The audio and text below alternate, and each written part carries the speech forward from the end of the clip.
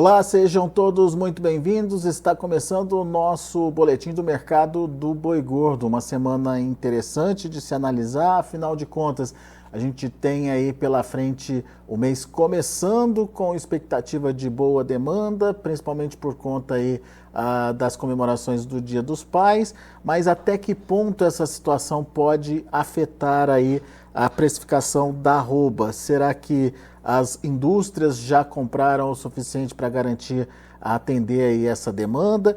E principalmente o que a gente tem que analisar e entender em termos de tendência aí para os preços da arroba? Perguntas para Herbert Aguiar, da Rede Agro Consultoria. Já está aqui o Herbert com a gente, seja bem-vindo, meu amigo. Obrigado por nos ajudar a entender um pouquinho mais dessa dinâmica de precificação. Estamos numa semana de prestar atenção na demanda, principalmente por parte do varejo, né, Herbert? E até que ponto essa demanda vai conseguir enxugar aí os estoques nos frigoríficos. Frigoríficos que aparentemente já não tem mais fôlego para pagar mais pela roupa, porque o que eles tinham que se preparar, eles já se prepararam, certo? Bom dia, Alexander. Obrigado pelo convite. A gente vê essa semana bastante importante, né, para o consumo. Semana do Dia dos Pais, isso tende a levar bastante consumo de carne bovina, né? Isso é muito positivo para o nosso segmento. Os frigoríficos, de certa forma, já se abasteceram, né, para esse período. Então, a gente pode até ver um movimento de alta, talvez, no varejo essa semana. Porém, dificilmente a gente vê um movimento vindo fruto ainda desse Dia dos Pais para o produtor. Muito disso já foi precificado, já está no preço, né, esse consumo que a gente terá essa semana. A demanda ela continua alta, principalmente vindo da exportação. A gente continua ainda levando bons volumes. O câmbio hoje, né, assustando muita gente aí a 5,86 na abertura. Para a indústria, isso é muito favorecido. Você consegue hoje pegar um câmbio ainda para esse ano a R$ 6, no câmbio futuro. Isso é muito bom para a exportação. Só que, de certa forma, a oferta de animais terminados ainda continua relativamente alta. A gente já viu que diminuiu um tanto essa oferta, mas ela ainda continua alta. E os frigoríficos, eles não têm precisado subir tanto a baliza de preço para o produtor. Esse é um ponto que, de certa forma, nos desagrada. A gente gostaria, sim, de ver o reflexo do preço do boi gordo na fazenda, vindo por conta dessa demanda que continua alta, mas também desse câmbio que, de certa forma, favorece a indústria. E ela não tem necessitado subir tanto a baliza de preço, e essa é a parte ruim. Bom, o que a gente pode esperar em termos de comportamento de preços, então, Herbert? Pressão é pouco provável, mas pelo menos uma limitação aí no movimento de alta? Bom, acho que essa semana é uma semana que a gente deve ver os preços ainda firme. A gente vê São Paulo subiu até o indicador CPEA na última sexta-feira.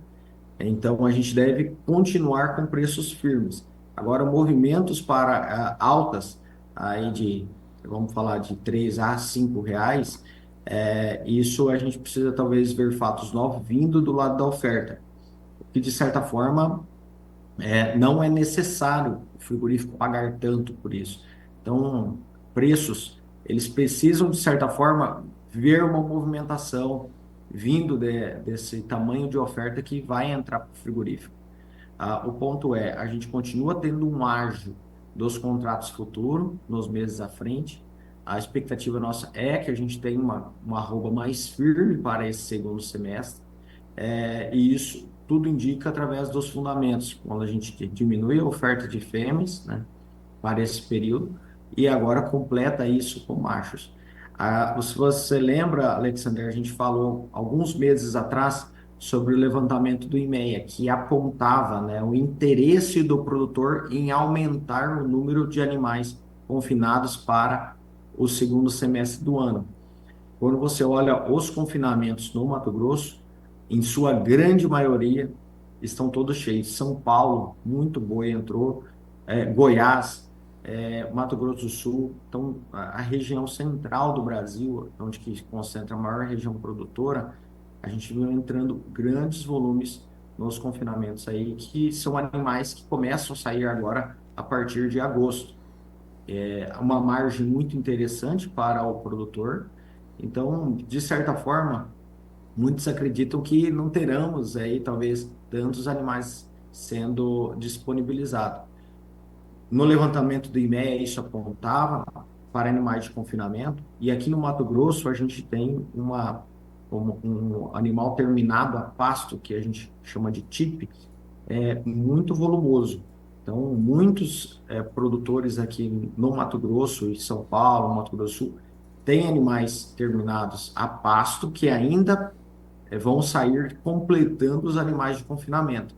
Então, a gente acredita que a oferta, sim, ela será ainda grande, de certa forma, talvez não tão maior do que foi o primeiro semestre, mas ainda assim é grande, e isso talvez vai, de certa forma, não ocasionar altas que a gente tem expectativa de encontrar ali na frente, né? Isso Talvez encurtando aquele ágio que a gente vê do futuro. Pois é, isso no curto prazo. Daí você estava me contando que tem uma outra preocupação para a gente também, olhando para o que está acontecendo no mercado futuro e principalmente envolvendo os agentes que estão participando desse mercado futuro. Explica melhor para a gente que situação é essa e o que a gente precisa ficar atento, Herbert. Toda sexta-feira, a B3 ela disponibiliza, né, o relatório da posição dos players no mercado futuro. Dentro do que a gente vem acompanhando, pessoas físicas elas já continuavam, né, o movimento de compra de contratos. Então, pessoas físicas compram esses contratos na expectativa de que esses preços subam. E isso, de certa forma, tem frustrado muita gente, porque os preços já subiram, mas eles não têm mais fôlego para algumas altas. Precisa ter alguns fatos novos para isso. Então, no relatório de sexta-feira, a gente viu que pessoas físicas seguem agora sozinhas na posição de compra, frigoríficos agora estão com posição vendida, né, na sua maior totalidade, posição de venda, fato em que a gente só veio, a última vez que a gente viu ele com posição de venda, que foi muito pequena, foi no início de maio, e agora entra um pouco mais de vendas. Nós, no mercado, entendemos que quando um frigorífico ele consegue originar, fazer boi a termo por determinados períodos, ele se protege, ele faz o hedge da operação dele, fazendo vendas de contratos futuros. É uma posição de hedge que o frigorífico utiliza esse mercado.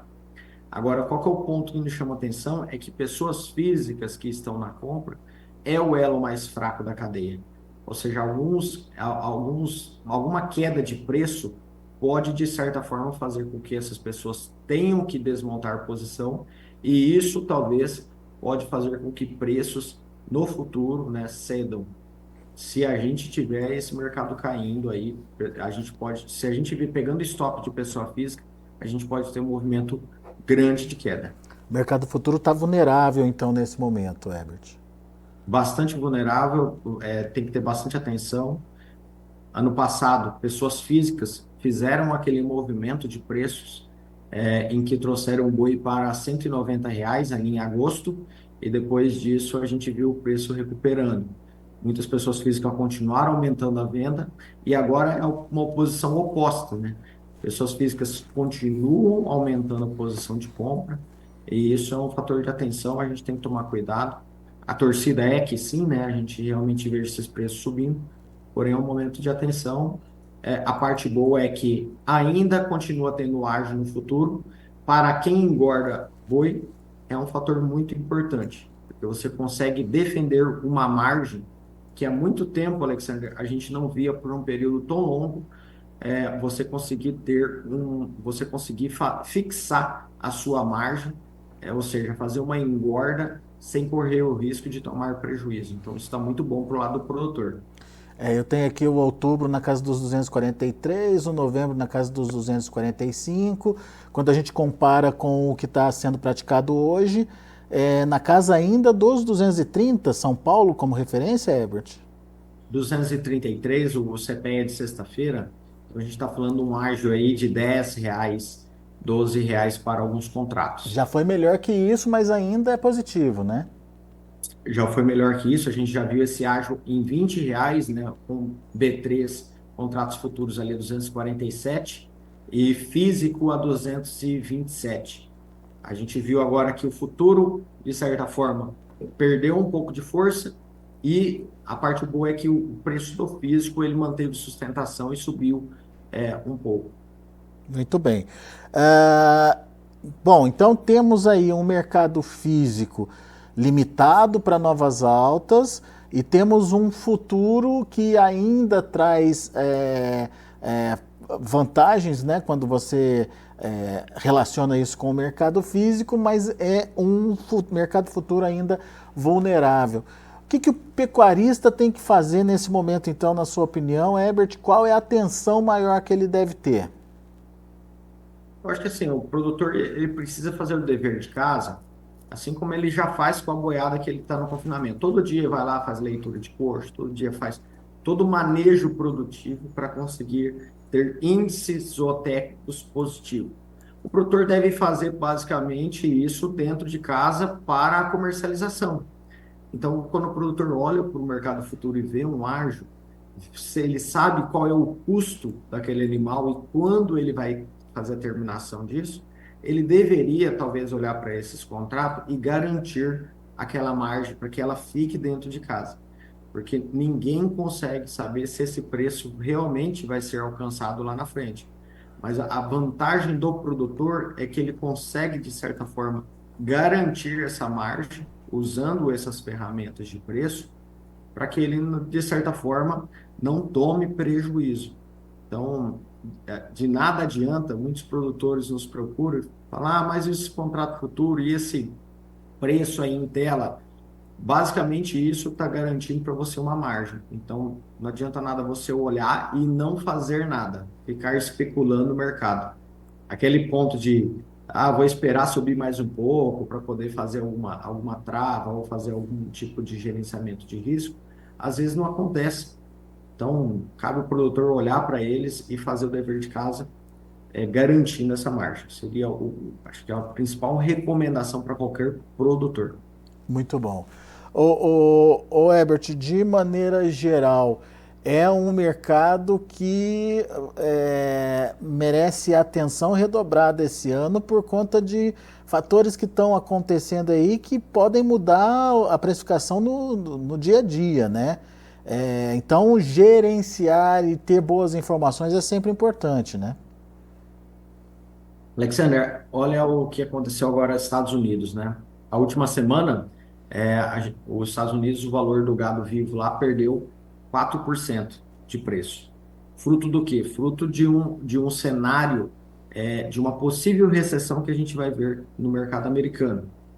Então, o que isso quer dizer? Que, por exemplo, lá nos Estados Unidos, o produtor já utiliza muito de ferramentas de gerenciamento de risco. E aqui no Brasil, a gente fica nessa expectativa, na especulação de preço. Então, cabe ao produtor olhar para isso e fazer o dever de casa, que é gerenciar o risco da atividade dele, porque pode simplesmente hoje, amanhã ou daqui 10 dias, aparecer alguma notícia, o que faça com que os preços caiam. E aí fica muito ruim para você tocar uma operação tomando prejuízo. Então tem que olhar para isso com bastante carinho, porque agora você olhando para o futuro, quem está fechando boi em agosto, que vai morrer em novembro, você pega um prêmio de risco muito, muito, muito bom. Você consegue defender uma margem ainda melhor. Quando você pega o preço de boi magro na faixa de 230, Praça São Paulo, aqui no Mato Grosso também, próximo desses patamares de preço, uma arroba de boi magro, você coloca um custo de arroba produzida aí na faixa de 200 a R$ 180, você consegue ter uma margem muito positiva. Há alguns anos anteriores, você não conseguia ver esse tamanho de margem que tem agora. Então tem que aproveitar, é momento de ganhar dinheiro para o produtor rural, mas não corra o risco de deixar esse mercado em aberto e você, às vezes, não conseguir colocar dinheiro em casa. E tem um outro fator aí que a gente precisa explicar, é por que que esse gado vivo perdeu 4% lá nos Estados Unidos, Herbert? Legal, Alexandre. A gente sempre vê, assim, no cenário, quando as ações, o mercado acionário cai, o preço do gado, do futuro, né, do gado lá nos Estados Unidos também cai. Por quê? Se as pessoas vão consumir menos no cenário de recessão, se elas vão ter menos dinheiro, tem menos emprego, tem menos dinheiro, elas consomem menos carne. Então, é fruto disso que o mercado futuro nos Estados Unidos, até hoje de manhã, continua em queda, uma queda hoje lá de 1,8%, é bastante interessante, fruto de que a gente vai ter uma demanda menos aquecida lá para os Estados Unidos. E se tudo concretizar, o que tudo indica que a gente veja um cenário de recessão, tanto vindo dos Estados Unidos quanto de outros países, isso, de certa forma, traz um efeito principalmente sobre commodities, onde que a gente tem uma demanda menos aquecida. E aí a oferta, que a gente vê um balanço de oferta grande com uma demanda menos aquecida, isso reflete em preços. E a gente ouviu também o Japão entrando nesse radar aí, principalmente econômico. De que forma isso pode influenciar e de que forma isso pode chegar na precificação da carne, por exemplo, Herbert? Basicamente, assim, a gente vê o Japão com risco de crédito, subiu os juros na semana passada. Isso fez com que dólares dos países emergentes migrassem para lá. A gente amanheceu hoje o dia vendo um circuit break novamente, né, no mercado acionário lá, fruto de um cenário bastante pessimista. Toda a Ásia, a Europa, Estados Unidos, mercado acionário caindo. O fator positivo é que a gente vê o impacto direto no câmbio aqui no Brasil. Para quem é exportador, isso é a parte boa, que faz com que às vezes a gente tenha uma exportação um pouco mais líquida, né, um pouco melhor. Esse é o maior impacto que a gente teria. Uma expectativa que a gente tem do Japão é de abrir aquele mercado. Japão Coreia do Sul, Vietnã e Turquia, que são mercados que nós não acessamos ainda, que não tem carne bovina, representam 25% da demanda global de carne. Então, se a gente conseguisse acessar o Japão, a gente teria um mercado excelente para a gente conseguir começar a atuar, que basicamente é atendido por Austrália e Estados Unidos. Agora, entrando um cenário de recessão por lá, um cenário de pessimismo, isso talvez ser que não aconteça ainda esse ano, né? E aí a gente fica sempre nessa expectativa. Muito bem. Ou seja, temos que acompanhar as informações do mercado interno, mas temos que acompanhar o que está acontecendo no mundo também. Enfim, são informações que de alguma forma vão impactar aí na formação de preços da arroba do boi gordo, seja por aumento de demanda, redução de demanda, seja por variação cambial, enfim, tudo isso acaba influenciando aí na formação dos preços. Herbert Aguiar, meu caro, muito obrigado mais uma vez pela participação aqui com a gente. Volte sempre. Obrigado, Alexander. Bom dia. Valeu, até a próxima.